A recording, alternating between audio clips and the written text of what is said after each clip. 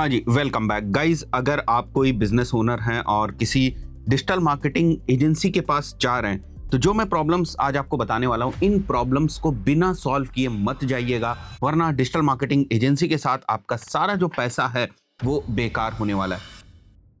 तो एक एक करके मैं सारी चीजें आपको बताने वाला हूँ, कौन सी ऐसी चीजें हैं जिनको आपको सबसे पहले सॉल्व कर लेना है और उसके बाद किसी डिजिटल मार्केटिंग एजेंसी के पास जाना है।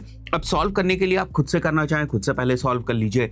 आपकी इंटरनल टीम है, उसके साथ बैठकर अगर आप सॉल्व करना चाहते हैं इन चीजों को, तो पहले इन चीजों को सॉल्व कर लीजिए। अगर आप एजेंसी के साथ मिलकर सॉल्व करना चाहते हैं इन चीजों को, तो वो कर लीजिए, बट आप डिजिटल मार्केटिंग की शुरुआत मत करिएगा बिना इन सब चीजों को सॉल्व किए हुए। तो चलिए शुरू करते हैं। सबसे पहली चीज जो है वो ये है कि आपको रियलिस्टिक कैक के बारे में पता होना चाहिए। कितनी कॉस्ट पे आप एक्विजिशन करना चाहते हैं, ये चीजें जब तक आपको नहीं पता होगी कि अगर मेरे को कहीं से किसी एक सर्विस को सेल करके लेट से 10,000 रुपीज का प्रॉफिट मिलता है, तो मैं इसको अचीव करने के लिए कितना कैक जो है वो दे सकता हूं। मान के चलते हैं अगर हम 30% दे सकते हैं, तो हम मान के चलेंगे कि हम 3,000 रुपीज कैक में जो है वो इन्वेस्ट कर सकते हैं। अब अगर मैं 3,000 रुपीज कैक में इन्वेस्ट कर रहा हूं और 10% का lead to ultimate conversion percentage मान के चल रहा हूं, तो मेरे को एक लीड जो है वो 300 रुपए की चाहिए होगी, या एक जो कैक है हमें वो 3,000 रुपए का चाहिए होगा। तो ये आपके पास पहले से डिफाइंड होना चाहिए,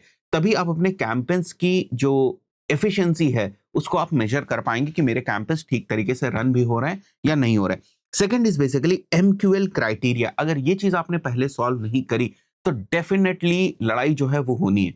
आप एजेंसी के ऊपर ट्रस्ट नहीं करेंगे, एजेंसी आपके ऊपर नहीं ट्रस्ट करेगी, और at the end of the day fight इस बात की होगी कि लीड्स तो आ रही हैं बट अच्छी क्वालिटी की लीड नहीं आ रही। देखो, सर्विस बिजनेस के अंदर क्या होता है, लीड्स काफी टाइम के बाद जो है वो कन्वर्ट होती है। उसका एक साइकिल होता है, कितने टाइम के बाद कन्वर्ट होगी।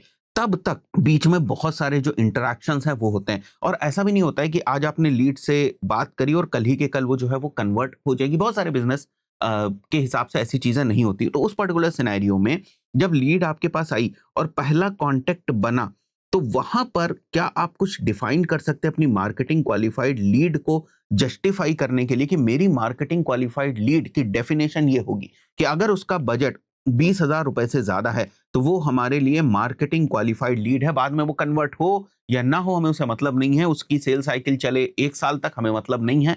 बट हमने 5,000 रुपए खर्च किए थे और 5,000 रुपए में हमें 10 marketing qualified lead according to our definition हमें मिल गई थी। इसका मतलब हमें 500 रुपए में एमक्यूएल जो है वो मिल गई थी। एमक्यूएल को डिफाइन करना हर लीड जनरेशन बिजनेस के पॉइंट ऑफ व्यू से बहुत ज्यादा इंपॉर्टेंट है। अब एमक्यूएल को ना बहुत ज्यादा आप एग्रेसिव भी मत कर दीजिएगा कि इतने फिल्टर्स आपने लगा दिए कि एमक्यूएल बन ही नहीं रही है, हो ही नहीं रहा है कि ये एमक्यूएल है। आपकी कंडीशन में या बिजनेस ओनर की कंडीशन में एमक्यूएल वही है जो बिल्कुल ही जाकर कन्वर्ट हो रही है। तो ऐसे भी एमक्यूएल की डेफिनेशन जो है वो नहीं रखनी है। एक दो चेक आप लगा सकते हैं उसके ऊपर, एक दो कंडीशंस लगा सकते हैं कि अगर लीड ये कंडीशंस को फॉलो करती है, तो हम बोलेंगे कि एक मार्केटिंग क्वालिफाइड लीड है। और बेसिकली आपके जो डिजिटल कैंपेन्स होते हैं उनका मेन पर्पस जो है वो मार्केटिंग क्वालिफाइड लीड्स ही जनरेट करना होता है, बिकॉज उसके बाद आपका सेल सिस्टम जो है वो गेम में आ जाता है। तो एमक्यूएल की डेफिनेशन बहुत ज्यादा क्लियर होनी चाहिए। A share definition of lead quality between marketing agency and your business to be agreed, signed and referenced throughout the campaign और throughout the marketing efforts. तीसरी आपको प्रॉब्लम सॉल्व करके रखनी है, that is basically runway survival. अब ये इसलिए important है क्योंकि जैसे ही आप अपने डिजिटल मार्केटिंग के कैंपेन्स रन करना शुरू करेंगे, वैसे ही आपको रिटर्न जो है वो देखने को नहीं मिलेगा। तो आप क्या करेंगे, एजेंसीज को इधर से उधर स्विच करते रहेंगे इस एक्सपेक्टेशन में कि कोई एजेंसी ऐसी होगी जो मैं डे 1 से बजट लगाऊं वहीं से मेरे को आरओआई जो है वो देना स्टार्ट कर दे। बट ऐसा एग्जैक्टली होता नहीं है। तो शुरुआत में आपके पास कितने टाइम पीरियड का रनवे है वो आपको ध्यान में रखना है। So ads are an upfront cost with delayed returns. Ensure you have a minimum of 3 to 6 months runway to absorb initial optimization losses. अगर आप ये सोचेंगे पहले दिन का ही कैंपेन मेरे को आरओआई दे दे, वो नहीं होने वाला है भाई साहब। इसके चांसेस 0.01% ही हैं लीड जनरेशन बिजनेस के पॉइंट ऑफ व्यू से। तो आपके पास रनवे सर्वाइवल जो है वो क्लियरली डिफाइंड होना चाहिए। तो 3 चीजें सबसे पहले आप डिफाइन कर लें। उसके बाद आपको आपके एलटीवी के बारे में पता होना चाहिए। अब हमारे सिनेरियो में क्या है, देखिए हमारा एक गूगल एड्स का कोर्स है। ओके, गूगल एड्स कोर्स की वैल्यू अभी जो है वो 4199 है। इसके अलावा हमारे पास एक ट्रैकिंग का कोर्स है जिसकी वैल्यू 3999 है। अब कोई पर्सन जिसको हम गूगल एड्स कोर्स सेल करते हैं, मान के चलते हैं हम एड से लेकर आए थे और उसको सेल करने में हमें जो अमाउंट खर्च हुआ वो 1000 रुपीज खर्च हुआ। तो एक गूगल एड्स के कस्टमर को एक्वायर करने के लिए हमें 1000 रुपए खर्च करने पड़े। तो यहाँ पर जो हमारा रोएस बना वो कितना बना, 4.1 के आसपास का हमारा रोएस बना, क्योंकि 1000 रुपए खर्च किए, कोर्स कितने का बेचा, 4199 का।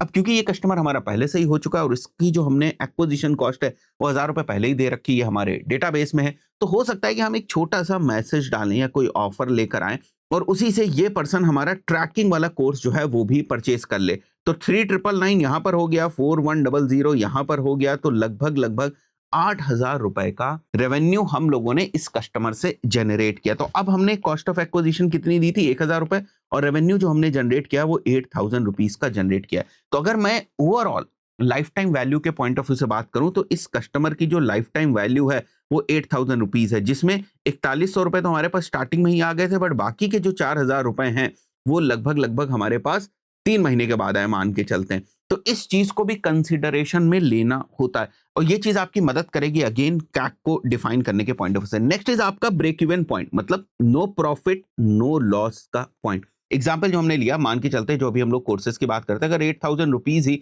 आपका अमाउंट लग जाता है किसी भी कस्टमर को एक्वायर करने के लिए और 8000 का ही वो रेवेन्यू लेकर आता है, तो यहां पर अगर हम बाकी के एक्सपेंसेस को जीरो भी कंसीडर कर लें उसके बाद भी आप बस ब्रेक इवन पॉइंट पे हैं, आप प्रॉफिटेबल नहीं है। इसके अलावा आपको कन्वर्जन टाइम लैग के बारे में पता होना चाहिए कि एक लीड को एक्वायर करने के बाद अमूमन कितना टाइम लगता है उसको कन्वर्ट होने में या क्लियरिटी आने में कि ये कन्वर्ट होगा या नहीं होगा।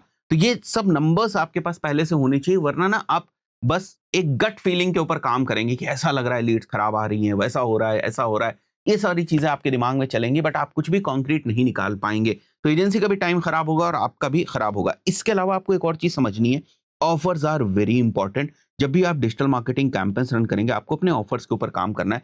क्रिएटिव स्ट्रैटेजी को लेकर आपको बहुत ज्यादा पॉजिटिव रहना है डे वन पे ही, क्योंकि आज का टाइम क्रिएटिव बम्बार्डमेंट का है। ये बात ध्यान रखिए कि अगर आप स्केल करने जाएंगे, अगर आप ज्यादा बजट लगाएंगे तो उतने ही क्रिएटिव्स में आपका काम नहीं चलेगा, आपको क्रिएटिव्स पे भी इन्वेस्ट करना पड़ेगा। और जैसे जैसे टाइम आगे बढ़ता जाता है वैसे वैसे क्रिएटिव्स की कॉम्प्लेक्सिटीज भी बढ़ती जाती हैं, क्रिएटिव्स की कॉस्ट भी बढ़ती जाती है। शुरुआत में हो सकता है आपको क्रिएटिव्स क्रिएट करने की कॉस्ट काफी कम आए, बाद में हो सकता है आपको इन्फ्लुएंसर्स के साथ टाई अप करना पड़े और अच्छे टाइप के ज्यादा आपको जो शूट्स है वो करवाने पड़े, तो उस पर्टिकुलर सिनेरियो में आपकी क्रिएटिव की कॉस्ट जो है वो बढ़ती जाएगी। तो इस चीज को भी थोड़ा सा कंसिडरेशन में रखना है। उसके अलावा आपको अपने ऑडियंस के बारे में पता होना चाहिए। Audience depth is basically your customer अवतार। इसके बारे में जितनी ज्यादा आपकी क्लैरिटी होगी उतना आप सपोर्ट कर पाएंगे डिजिटल मार्केटिंग एजेंसीज को। इसके अलावा ऑपरेशनल कैपेसिटी, जो आप लीड्स जनरेट कर रहे हैं, क्या आपके पास इनफ टैलेंट है, इनफ सेल्स टीम है उस लीड्स को कैप्चर करने के लिए, उस लीड्स के ऊपर काम करने के लिए। इसके अलावा बजट स्प्लिट, ये आपको पता होना चाहिए कि 20 to 30% of the budget initially testing में जाएगा। तो फॉर एग्जांपल अगर आपने 1 लाख का बजट जो है वो डिसाइड करके रखा है, तो आप ये मान के चलें कि आपके पास 70,000 ही है, क्योंकि शुरुआत में वो 30,000 रुपीज जो है वो आपको बहुत सारी टेस्टिंग में इन्वेस्ट करने पड़ेंगे। ये मान लेंगे तो बेहतर है, वरना जब प्रैक्टिकल होगा चीजें आपके सामने आएंगी तब आपको मानना पड़ेगा। इसके अलावा आपके पास एक रिटेंशन का प्लान जरूर होना चाहिए। लोग एक्विजिशन के प्लान के ऊपर काम कर लेते हैं कि जो भी चीजें मैं आपको बता रहा हूँ ये एक्विजिशन से रिलेटेड है। आप नए यूजर्स तक पहुंच रहे हैं, नए यूजर्स को एक्वायर कर रहे हैं, उनको अपनी सर्विसेज सेल कर रहे हैं या अपने प्रोडक्ट सेल कर रहे हैं, this is basically acquisition. But acquisition के साथ आपके पास रिटेंशन का भी प्लान होना चाहिए। जैसे कि शुरुआत में किन्हीं रीजंस की वजह से अगर आपकी कैक जो है कॉस्ट ऑफ एक्विजिशन वो नहीं रिकवर हो पा रही, तो आपके रिटेंशन प्लान की वजह से अपसेल या क्रॉस सेल वाली चीजों की वजह से जो है आपकी कैक रिकवर हो सकती है। सो ये वो चीजें हैं जो आपकी क्लियर होनी चाहिए before going to digital marketing agency. अगर आप इनको क्लियर कर लेंगे तो आप और कॉन्क्रीट और नंबर्स बेस्ड डिसीजंस ले पाएंगे। आशा करता हूँ वीडियो आपको वैल्यूएबल लगा होगा। इस पर्टिकुलर वीडियो में इतना ही, मिलते हैं नेक्स्ट वीडियो में। Till then good bye.